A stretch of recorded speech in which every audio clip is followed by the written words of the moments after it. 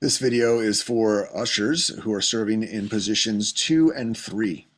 And positions 2 and 3 are those at the back of the sanctuary. And you have a variety of responsibilities and roles throughout the service.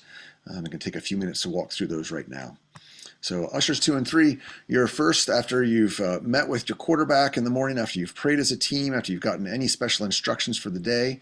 You are to go to your spot, hopefully 20 or 25 minutes prior to the service, so that you can be the very first people to greet our congregants as they walk into the sanctuary. Again, our primary role here to start with is to be warm and hospitable, to welcome them with sincere and glad hearts, and then to be providing them with bulletins for the service, instruction, or answering questions if they have them, and then graciously but consistently pointing them towards the front of the sanctuary.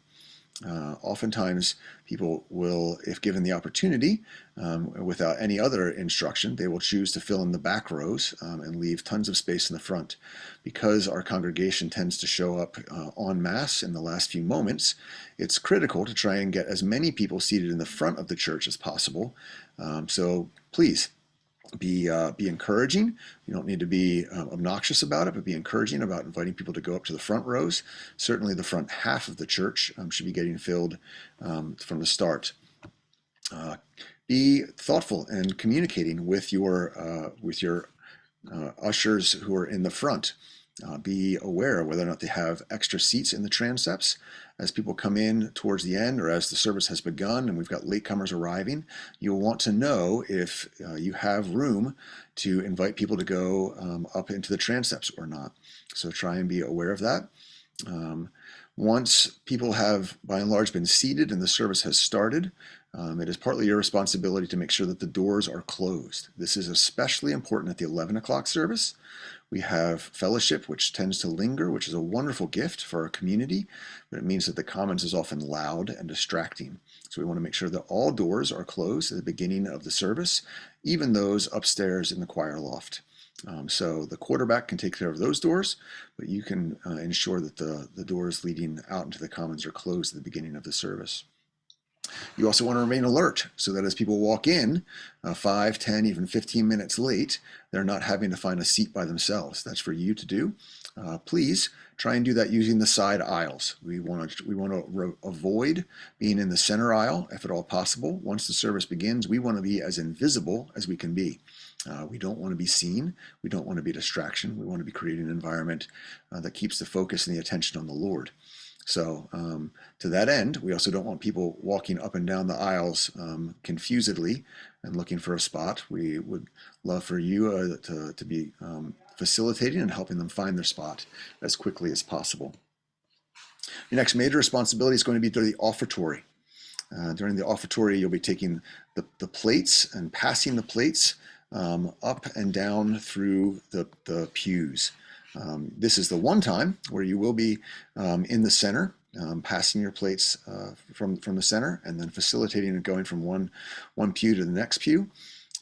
If possible, if the offertory goes long enough and you're able to collect all of the collections from the center aisles, go ahead and try and condense that. And so we have one plate with all of our offering going up to be blessed and set aside till the end of the service. If that's not possible, and it turns out that the transept plates have to be brought up while the center plates are still being collected, then that's going to require that two of you go into the usher room at the end of the collection and immediately make the deposit in the middle of the service, so we don't have plates unattended in the ushering room. After the offertory is finished, the next major stage of our service is communion. So what we do is during the Lord's Prayer, again, we will silently and hopefully invisibly walk towards the front pillars in the side aisles. It puts us in position so that when the celebrant finishes the communion prayer, these are the gifts of God for the people of God, take them in remembrance that Christ died for you and feed on him in your hearts with thanksgiving. Immediately after that, you will walk again to the center aisle and you will be in position to begin releasing the pews as indicated by the quarterback.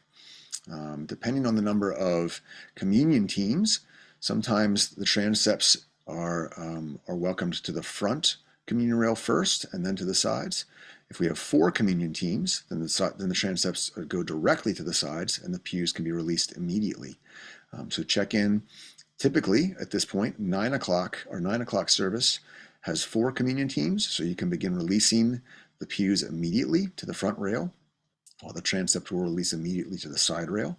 Or 11 o'clock, we oftentimes have only 2 communion teams, in which case the transepts go to the front rail and the side rail, and the pews are waited to release until afterwards. Once you begin releasing your pews, don't be afraid of having a line of people standing and waiting. That's perfectly fine. We'd much rather have a line of people waiting than having the quarterback waiting for people to catch up and to make the distance walking from their pews up to the front. So feel free to have a line that extends as far back as the pew that you're releasing, and that's a great indication as to the appropriate place to stop for that. Once the service has concluded, please take a few moments to tidy up your pews if there's anything that needs to be kind of sorted out or situated.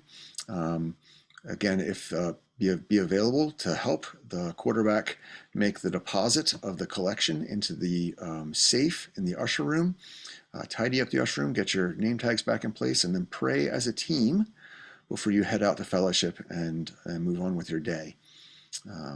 We appreciate your service. We're grateful for your willingness to give of your time and to sacrifice some of your worship for the sake of making space for our congregation to have an orderly and structured service to enter into. So thank you. Let me know if you have any questions, suggestions, or things you'd like to pass along.